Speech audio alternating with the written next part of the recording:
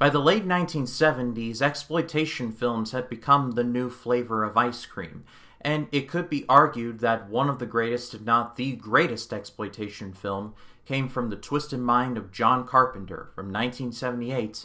It's Halloween. John Carpenter once described Halloween as, quote, true crass exploitation. And in terms of the making of the movie, he said, quote, I decided to make a film I would love to have seen as a kid, full of cheap tricks like a haunted house at a fair where you walk down the corridor and things jump out at you.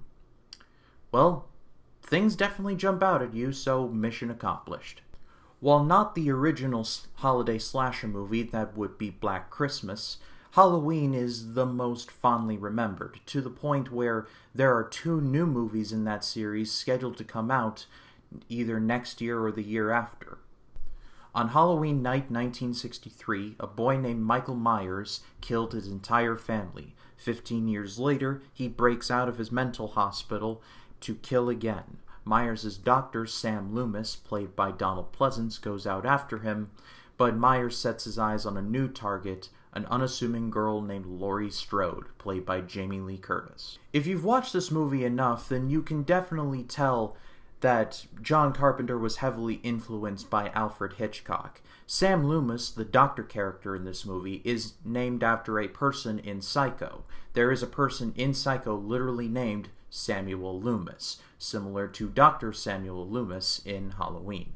To even further the Hitchcock connection, Jamie Lee Curtis is the daughter of Janet Leigh, the original character from Psycho. But still, 40 plus years after this movie's release, it is still fantastic. My favorite part of the movie is Samuel Loomis. And actually, Donald Pleasence was one of the last people chosen for this role. Initially, it was offered to guys like Christopher Lee and Peter Cushing.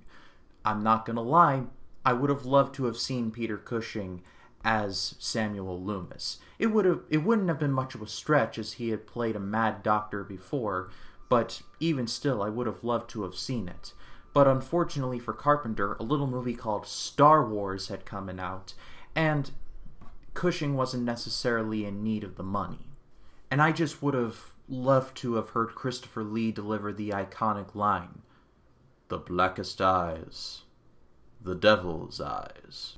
I'm getting goosebumps just thinking about it. But the man who plays Michael Myers himself, there are many.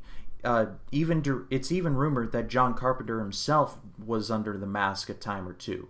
But the main man underneath the mask was Nick Castle, who even played the role as of the most recent one in 2018.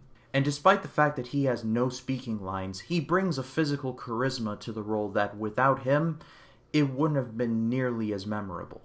Michael Myers is treated like a final boss of a video game. Just when you think you've got him down, he gets an extra life, rises from the ashes, and goes after you again. It's truly horrifying. And it's pretty safe to say that without this movie, Jamie Lee Curtis wouldn't have nearly had the career that she has had. She's a great actress, don't get me wrong, but this was definitely her foot in the door. If I had to have a nitpick with the movie, it's that sometimes the teenagers talk a little bit too much like teenagers, but again, that's just a nitpick.